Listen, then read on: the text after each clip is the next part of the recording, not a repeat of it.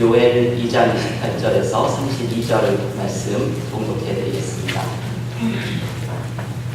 그 후에 내가 내 영을 만민에게 부어주리니 너희 자녀들이 장래일을 말할 것이며 너희 늙은이는 꿈을 꾸며 너희 젊은이는 이상을 볼 것이며 그때 내가 또 내 영을 남종과 여종에게 부어줄 것이며 내가 이적을 하늘과 땅에 베풀리니 곧 피와 불과 연기 기둥이라. 여호와의 크고 두려운 날이 이르기 전에 해가 어두워지고 달이 핏빛같이 변하려니와 누구든지 여호와의 이름을 부르는 자는 구원을 얻으리니 이는 나 여호와의 말대로 시온산과 예루살렘에서 피할 자가 있을 것이며 남자 중에 나 여호와의 부름을 받을 자가 있을 것이니라. 아멘. 지난 주일부터 구약성경의 12개의 수호 예언서를 한 주에 한 권씩 묵상하는 연속 설교를 시작하였습니다. 오늘은 지난주 호세아에 이어서 요엘서의 말씀을 함께 묵상합니다. 요엘서는 우리가 잘 읽지 않는 성경의 책 가운데 하나입니다. 요엘이 성경에 어디에 붙어 있는지도 잘 모를 때가 있습니다. 요엘을 찾아서 함께 읽자고 하면 우리가 한참을 뒤적거릴 수밖에 없게 되는 그런 모습이지요. 요엘과 같은 예언서를 우리가 잘 읽지 않는 이유는 그 내용이 하나님의 심판에 대한 메시지가 주를 이루기 때문입니다. 한마디로 너무 무거운 내용이죠. 요엘에는 여호와의 날이라는 표현이 여러 번 나오는 것으로 유명합니다. 여호와의 날은 좋은 날이 아니고 심판의 날입니다. 구약 성경에는 하나님의 심판을 언급하는 여호와의 날이 총 16번에 걸쳐 등장하는데 이 요엘서, 짧은 이 요엘서에 무려 5번이나 등장합니다. 이러니 요엘이라고 하는 책의 색깔이 무겁고 어두울 수밖에 없습니다. 요엘에는 이렇게 무거운 주제가 전체에 흐르고 있기 때문에 우리는 요엘서를 잘 읽지 않습니다. 여러분, 우리에게 이런 모습이 좀 있지요. 보통 은혜로운 말씀, 축복의 말씀, 이런 성경은 자주 읽지만 무겁고 심판에 대한 말씀이 많은 성경의 책은 잘 읽지를 않습니다. 제가 한 번은 서점에 갔다가 성경책을 제목을 붙여놓았는데 하나님의 약속이라는 제목의 영어로 된 성경책을 보았습니다. 성경의 제목이 특별하다는 생각이 들어서 그 성경을 펴보았더니 그 안에는 성경에 있는 은혜로운 구절들, 축복의 말씀들, 그것만을 모아놓고서 하나님의 약속이라고 하는 제목을 붙여놓았습니다. 이러한 책에서 제일 많이 제외되는 것 중에 하나가 바로 이 요엘서 같은 책입니다.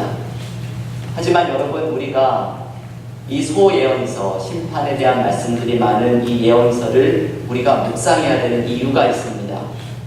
소예언서의 말씀을 읽어야 하는 이유는 하나님의 은혜는 위로하고 복을 주는 말씀에서만 발견하는 것이 아니라 심판과 책망의 말씀 속에서도 우리는 하나님의 은혜를 발견할 수 있기 때문입니다. 우리가 때로는 이 말씀을 들어야 합니다. 하나님의 심판의 메시지, 책망의 메시지, 하나님께서 사랑 가운데 우리에게 책망을 주셨던 말씀을 들어야 합니다. 그리고 그 속에서 때로 심판의 말씀이 가득한 것처럼 보이는 소예언서의 말씀 속에서 우리를 세워주시는 하나님의 은혜가 숨어 있다는 것을 발견해야 합니다. 이 은혜를 발견하고 이 은혜를 붙잡고 은혜가 우리를 양육하는 것을 경험해야 합니다. 오늘 우리가 봉독한 요엘서 2장 28절에서 32절의 말씀은 요엘서에서 가장 중요한 말씀입니다. 여기에도 31절에 여호와의 날에 대한 언급이 등장합니다. 그리고 이 날에 우리가 구원을 받을 수 있는 방법은 여호와의 이름을 부르는 것, 곧 하나님을 의지하는 것이라고 32절 말씀이 가르쳐 줍니다. 누구든지 여호와의 이름을 부르는 자는 구원을 얻으리라. 이 32절 참 중요한 말씀이죠. 그런데 오늘의 본문에는 이 중요한 말씀들이 있지만 이것 외에 요엘서를 너무나 귀중한 책으로 만들어주는 은혜의 말씀이 등장합니다.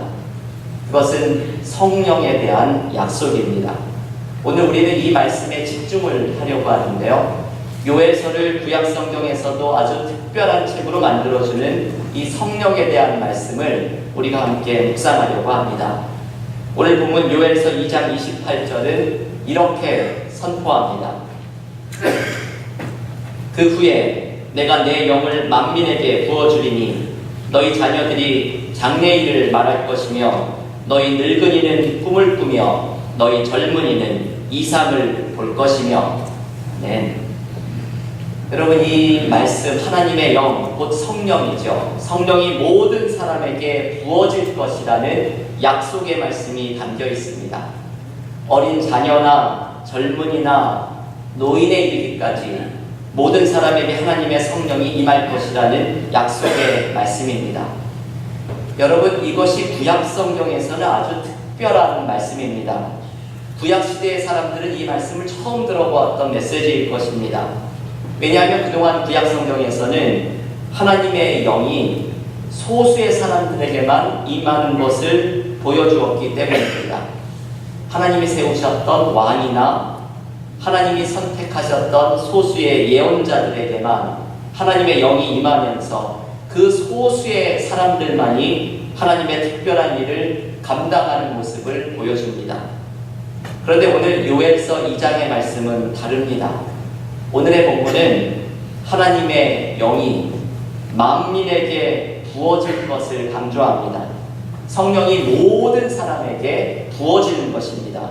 이것이 오늘 우리에게 주시는 하나님의 은혜입니다. 12은혜의 연속 설교에서 우리에게 주시는 두 번째 은혜는 성령이 부어지리라 하나님의 약속입니다.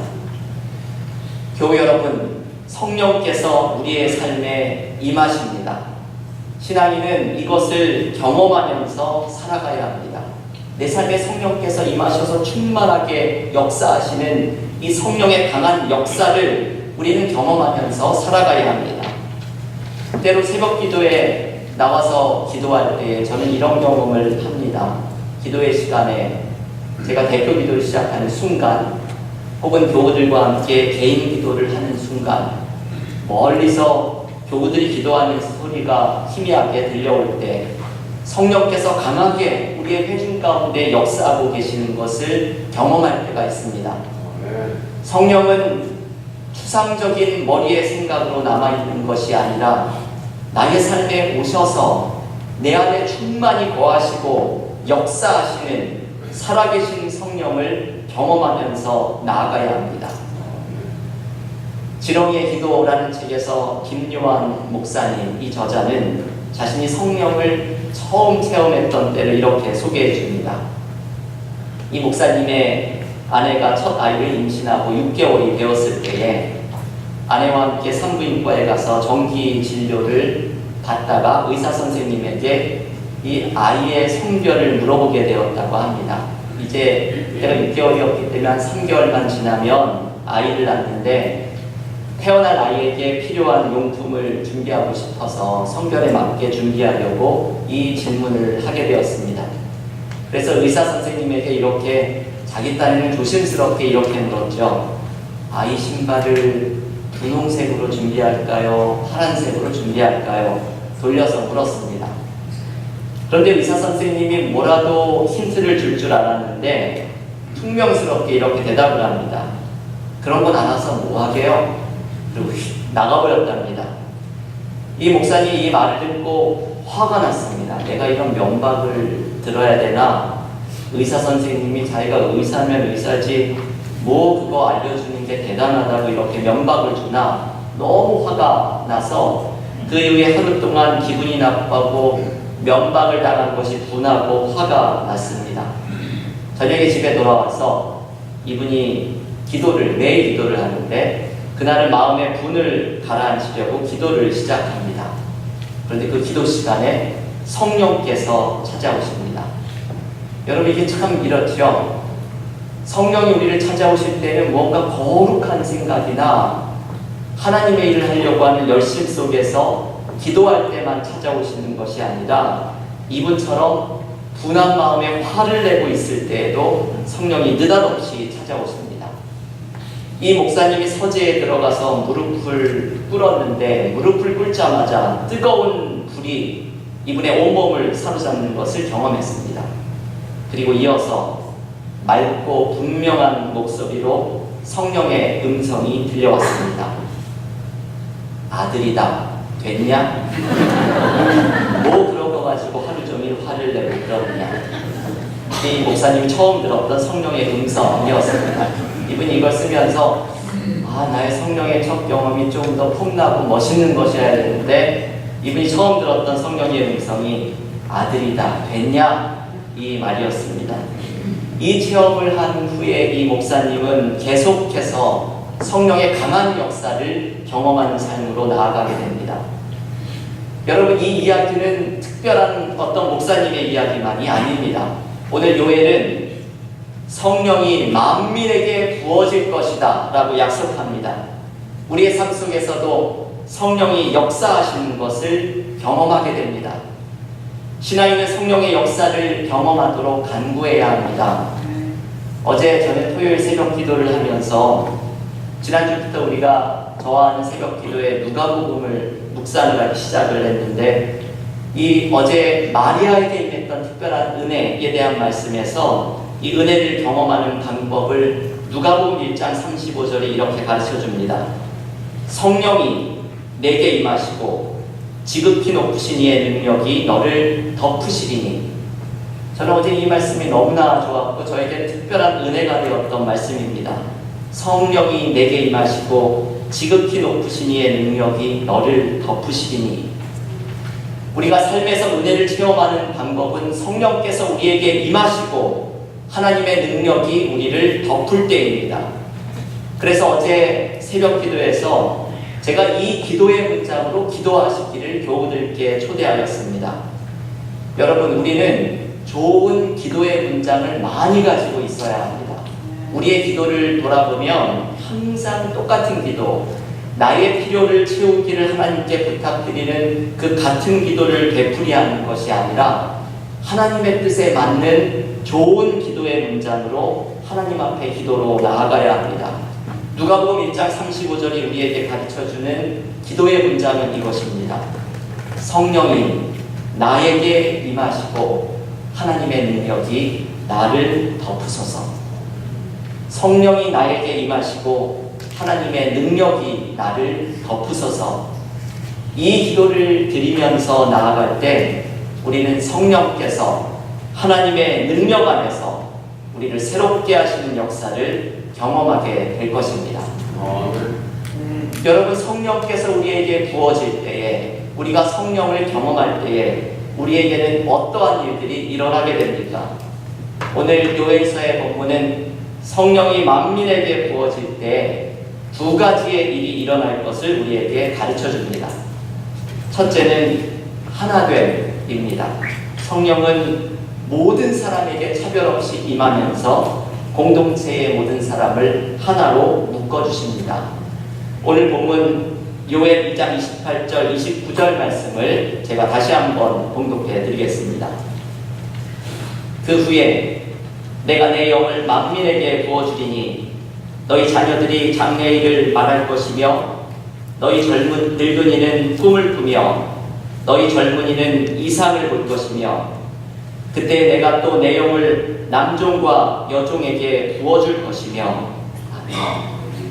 여러분, 이 말씀을 구절구절 곰곰이 묵상을 해보아야 합니다. 이 말씀은 성령이 차별 없이 임하는 것을 강조합니다.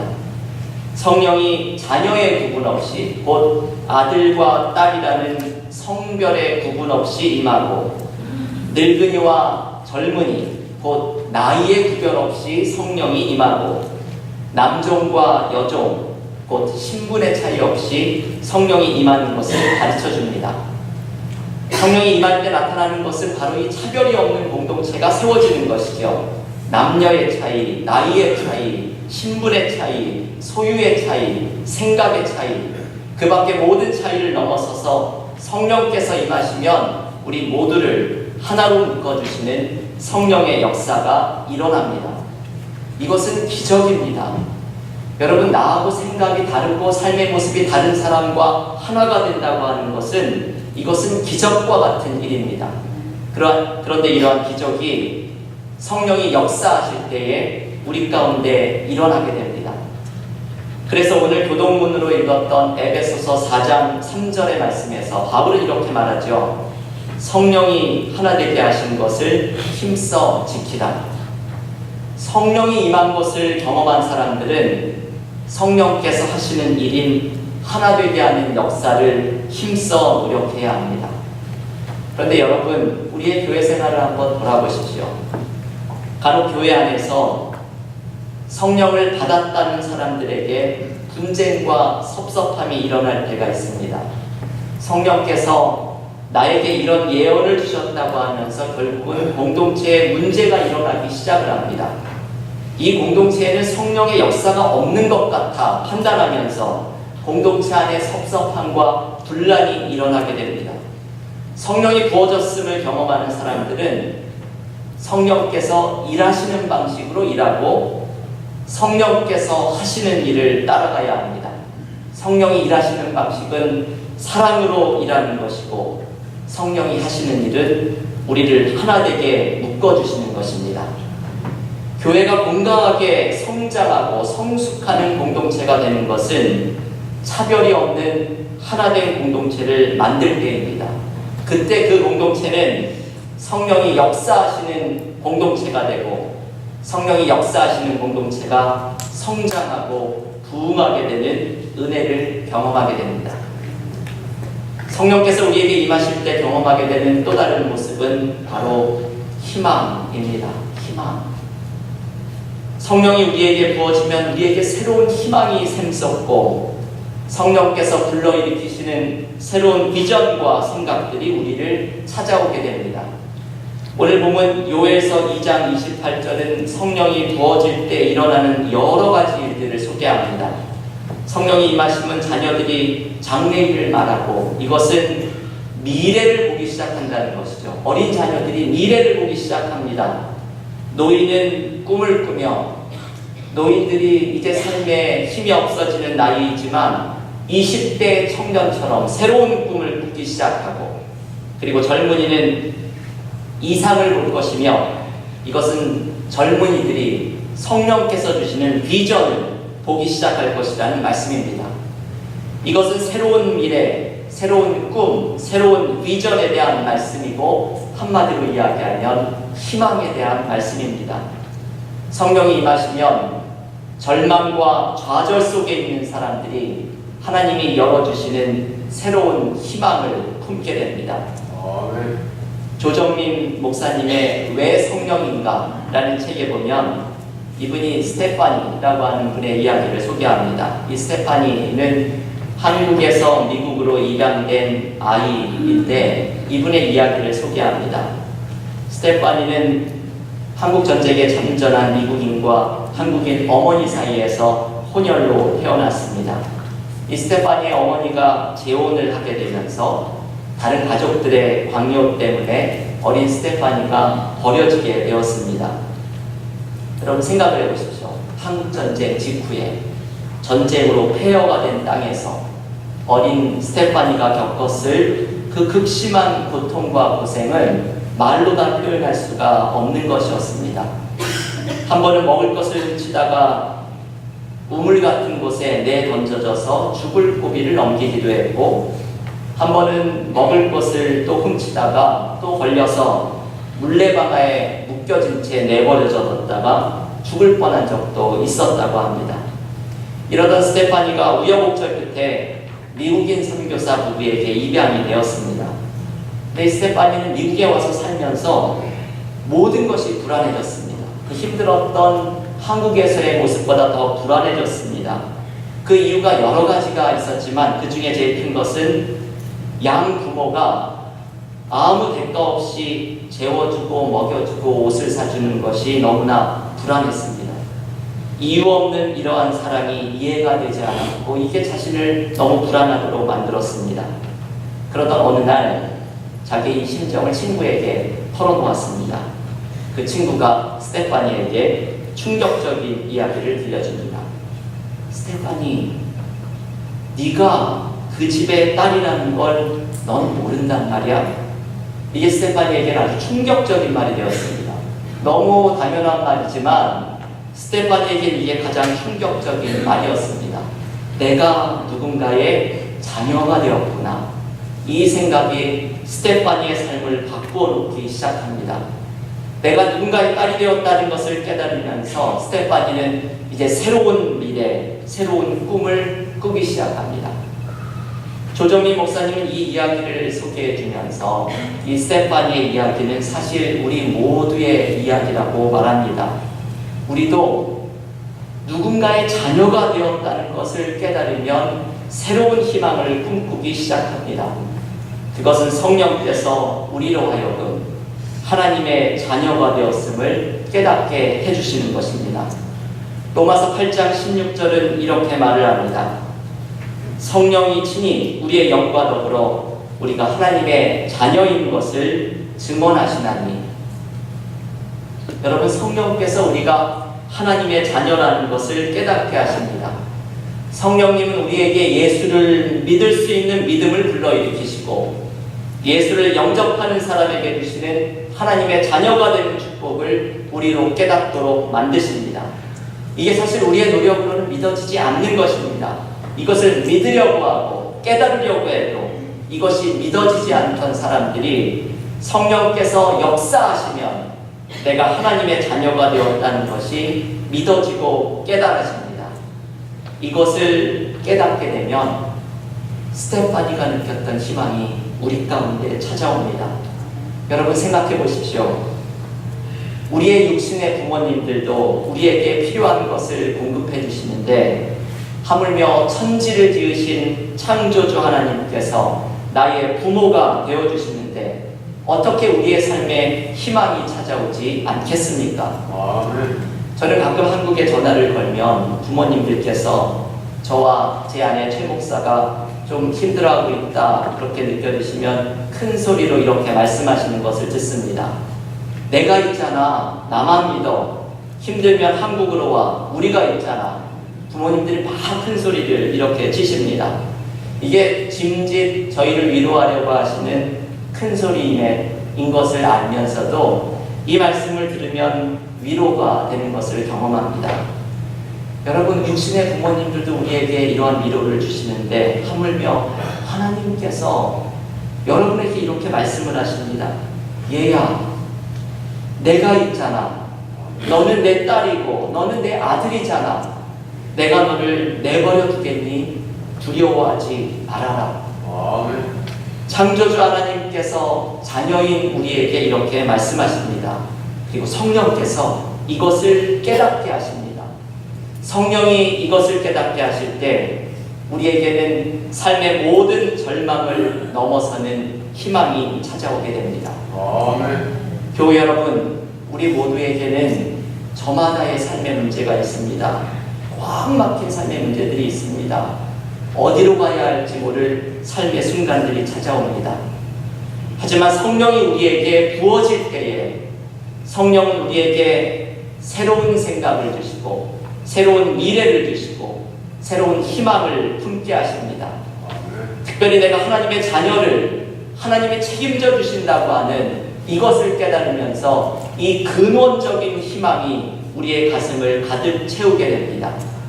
교회 여러분, 성령의 충만함을 위해서 기도하십시오. 성령께서 우리 교회를 하나 되게 하시는 성령의 공동체로 세워주시기를 기도하십시오. 성령께서 임할 때에 새로운 희망이 우리에게 솟아남을 기대하면서 나아가십시오. 성령께서 불러일으키시는 희망을 붙들고 삶의 모든 어려움을 승리하는 믿음의 교우들이 되시기를 주님의 이름으로 간절히 축원합니다.